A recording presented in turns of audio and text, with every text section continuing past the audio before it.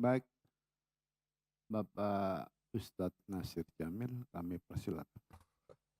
Terima kasih Ketua, Bapak Ibu anggota Badan Anggaran DPR RI yang saya hormati, Menko Pembangunan Manusia dan Kebudayaan, Menko Politik Hukum dan Keamanan, dan juga Menko Kemaritiman dan Investasi. Pertama tentu saya sebagai anggota Banggar menyampaikan apresiasi atas kinerja dan kerja-kerja yang dilakukan oleh Pak Menko, ya, di tengah suasana geopolitik dan ekonomi dunia yang tidak baik-baik saja. Dan tentu saja kita berharap agar apapun yang kita lakukan itu memberikan kesejahteraan bagi masyarakat Indonesia. Nah, karena itu kepada Pak Menko Maritim dan Investasi, saya pikir tidak ada yang tidak setuju dengan investasi, tapi investasi itu tidak meminggirkan kelompok-kelompok marginal di negeri ini dan juga tetap menjaga kelestarian lingkungan kita. Jangan sampai investasi justru semakin meminggirkan kelompok-kelompok marginal dan juga kemudian kita tidak mampu menyelamatkan lingkungan kita. Yang kedua, saya juga ingin menyampaikan bahwa salah satu asumsi dasar penyusunan RAPBN 2025 itu adalah pertumbuhan ekonomi. Dan untuk mewujudkan atau menciptakan pertumbuhan ekonomi itu bukan pekerjaan yang gampang. Ya. Banyak keterbatasan kapasitas sehingga membuat upaya melonjak pertumbuhan ekonomi itu tidak bisa kita lakukan dengan cepat. Oleh karena itu memang ekonomi ini tidak sama seperti prajurit ya, yang langsung bergerak ketika ada perintah dari komandannya. Banyak keterbatasan ya, kapasitas yang justru berada di luar kendali pemerintah. Nah, karena itu harapan kita tadi disinggung oleh sejumlah anggota bahwa ini adalah APBN transisi. Dan kita harapkan ya APBN transisi ini memberikan satu peluang besar terutama terkait dengan pertumbuhan ekonomi. Nah, karena itu para menteri, koordinator diharapkan bisa ya mengatasi kendala-kendala keterbatasan kapasitas di luar kendali pemerintah. 2 pekan lalu lebih kurang, itu presiden terpilih di Qatar Economic Forum punya keinginan besar bahwa Indonesia akan mencapai pada angka 8%. Dan itu bukan pekerjaan yang mudah dan itu tanggung jawab kita semua untuk menghadirkan itu. Nah, karenanya barangkali APBN transisi ini bisa memberikan satu harapan terkait dengan keinginan presiden terpilih yang sangat bicara di Qatar Economic Forum. Yang kedua, dalam kesempatan ini saya juga ingin menyampaikan bahwa pasca reformasi 98, banyak daerah di Indonesia yang katakanlah berusaha untuk mendapatkan hak-haknya. Sehingga ada beberapa daerah yang ingin memisahkan diri dari Negara Kesatuan Republik Indonesia. Lalu waktu itu kita buat satu adagium bahwa pusat adalah pusatnya daerah. Daerah adalah daerahnya pusat. Ini untuk menjaga kesinambungan dan harmoni antara pusat dan daerah. Jadi daerah tidak akan bisa berbuat banyak tanpa ada intervensi dari pusat. Pusat juga tidak bisa disebut pusat kalau tidak ada daerah. Jadi pusat adalah pusatnya daerah, daerah adalah daerahnya pusat, itu diharapkan agar pembangunan bisa seiring antara pusat dan daerah. Tapi dalam kenyataannya Pak Menko yang saya hormati, ya daerah masih tertinggal. Tadi Pak Menko PMK menyebutkan ya daerah-daerah miskin. Sudah lebih dari 70 tahun kita merdeka, kita masih disuguhkan dengan angka-angka itu.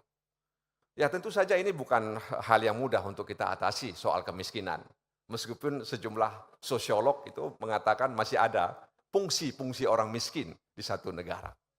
Ya, walaupun ini semacam sinisme, tapi bagi saya ya tentu saja ada fungsi orang miskin di tengah masyarakat kita. Bayangkan kalau tidak ada orang miskin di tengah masyarakat kita. Pakaian-pakaian bekas kita barangkali tidak akan bisa dibeli oleh mereka. Nah, oleh karena itu pusat adalah pusatnya daerah, daerah adalah daerahnya pusat. Inilah yang harus semakin kita konkretkan di masa depan. Sehingga tidak ada lagi daerah yang tertinggal, ya, Mereka berharap agar pusat memberikan tool ya, agar daerah itu bisa mandiri, terutama daerah-daerah yang beratribut sebagai daerah khusus, Papua, Aceh, dan lain sebagainya. Nah, oleh karena itu, saya berharap mudah-mudahan adagium ini ya bisa kita realisasikan dan paling tidak ke depan daerah-daerah itu merasa bahwa mereka adalah daerahnya pusat dan pusat terus merasa bahwa daerah itu ya adalah daerah pusat.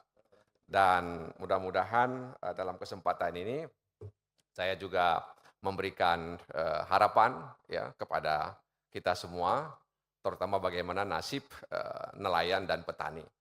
Setiap pembahasan anggaran ada nilai tukar nelayan, ada nilai tukar petani. Tapi nasib nelayan, nasib petani masih belum seperti yang kita harapkan. Saya khawatir, Pak Menko, ya, ke depan ketika kita bicara soal nilai tukar nelayan, nilai tukar petani, nelayannya sudah tidak ada lagi, petaninya juga sudah tidak ada lagi. Kita khawatir seperti itu. Ya, mudah-mudahan ini tidak terjadi ya terkait dengan nasib nelayan dan nasib petani di negeri ini. Dan yang paling terakhir, mohon maaf Ketua, saya juga ingin mengusulkan kepada Menko Polhukam terkait dengan struktur kementerian. Di Kementerian Keuangan itu ada Kanwil Bea Cukai dan Kanwil Pajak. Sementara di Kanwil Kumham, di Kementerian Hukum-HAM, ya ada dua direktorat yang sangat seksi dan paling sering dibicarakan. Dan di situ juga banyak masalah. Masalah dalam arti sering terjadi potensi-potensi masalah di tengah masyarakat, yaitu imigrasi dan pemasyarakatan.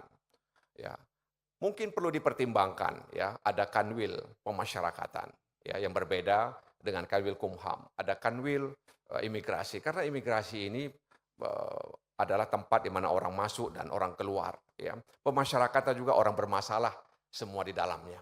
Nah, oleh karena itu perlu dipikirkan ya agar adanya seperti itu. Jadi kalau Kementerian Keuangan punya kanwil pajak, ya ada kanwil bea cukai, kenapa kemudian kita tidak memikirkan itu agar masalah-masalah keimigrasian, ya terutama bagaimana mengawasi orang asing.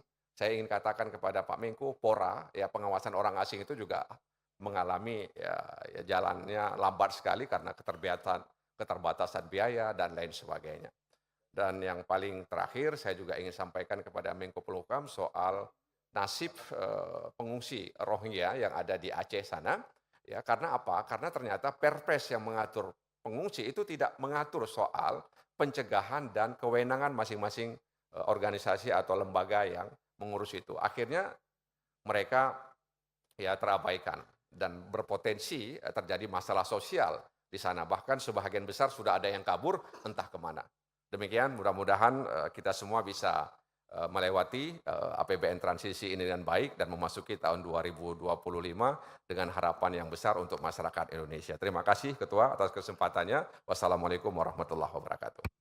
Bapak Ibu sekalian, dari berbagai masukan anggota Banggar, namun di balik semua patut kita syukuri bahwa pada semester 1 pertumbuhan ekonomi kita 5,011%. Di balik pesimisme di luaran sana. Bahkan Banggar memprediksi untuk akhir tahun di 2024 kita punya kemampuan untuk bisa tumbuh di 5,2%. Karena memang diperlukan best effort oleh pemerintah kita. Bapak Ibu sekalian, sebenarnya apa yang disampaikan oleh para Menko meletakkan fondasi untuk pemerintahan ke depan. Salah satu yang disampaikan oleh Menko Marves adalah soal GovTech, government technology. Kalau itu bisa terjadi, bukan sekedar soal korupsinya, tapi pelayanan publiknya akan luar biasa.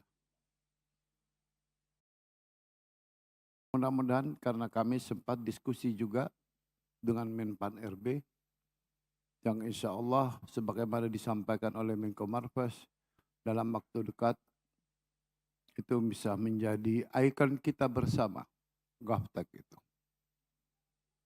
Bapak Ibu sekalian, Pak Muhajir tadi menyampaikan ibadah haji sepintas lalu. Kami sebenarnya di Komisi 8 dulu 2014, 2009 sudah mengusulkan rumah sakit haji di Saudi Arabia dan sekaligus membangun maktab di Saudi. Namun kebentur, ternyata penguasanya bukan Kementerian Haji, penguasanya di Saudi itu Kementerian Dalam Negeri. Memang idealnya Kementerian Agama itu sendiri, Kementerian Haji sendiri.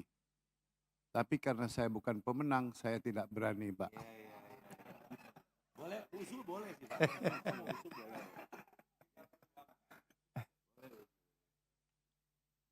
Bapak Ibu sekalian, mohon kesepakatan dari Bapak Ibu sekalian. Karena tadi yang disampaikan masukan-masukan. Yang pertama terhadap pagunya kita setujui. Terhadap usulannya kita perjuangkan bersama-sama bagian dari komitmen dan legasi kita kepada para Menko. Dan ketika itu disetujui, maka para Menko kita anggap sudah selesai membahas. Setuju? Hasanah kata wallahul muwaffiq ila aqwamit thariq. Wassalamualaikum warahmatullahi wabarakatuh.